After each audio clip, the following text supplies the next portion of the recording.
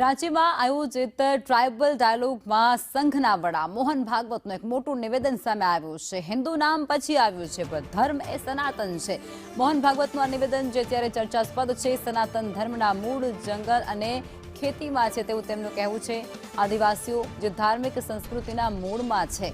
પૂજાના પ્રકાર અને વિચાર એ તત્વજ્ઞાન છે. મોહન ભાગવતનું આ નિવેદન જે અત્યારે સામે આવ્યું છે. સંઘના વડા મોહન ભાગવતના નિવેદનને લઈ અને ચર્ચાઓ પણ તેજ થઈ છે, જેમાં તેઓનું કહેવું છે કે પૂજાના પ્રકાર અને વિચાર એ તત્વજ્ઞાન છે. હિન્દુ નામ પછી આવ્યું છે, પરંતુ ધર્મ એ સનાતન છે. સનાતન ધર્મના મૂળ જંગલ અને ખેતીમાં છે. આદિવાસીઓ એ ધાર્મિક સંસ્કૃતિના મૂળમાં વસેલા છે.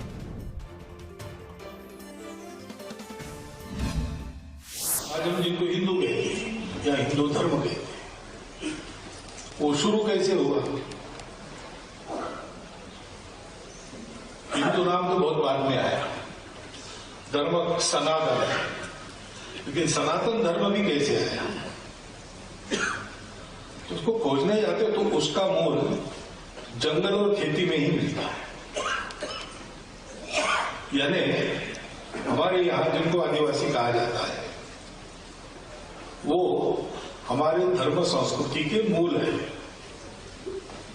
वेदों का मूल खोजने के लिए जाए तो वहीं जाना पड़ेगा.